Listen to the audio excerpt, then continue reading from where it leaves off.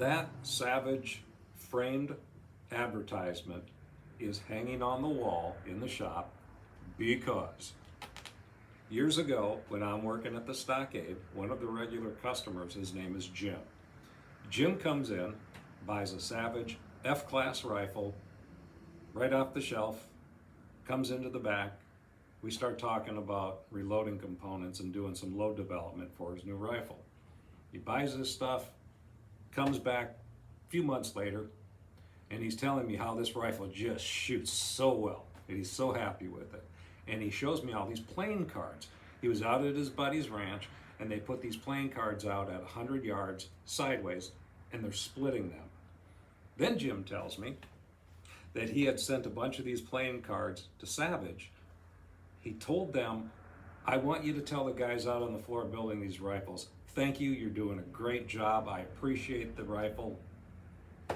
Savage writes him back saying, this is cool.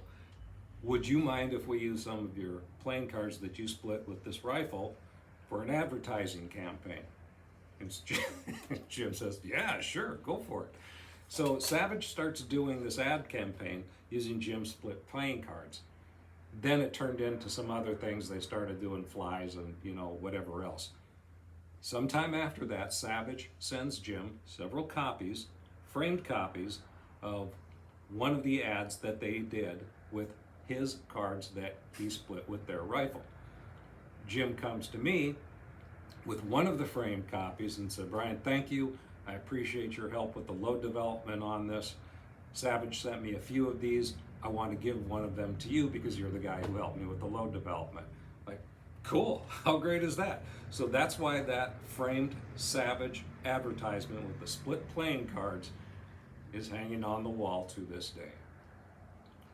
Happy trails.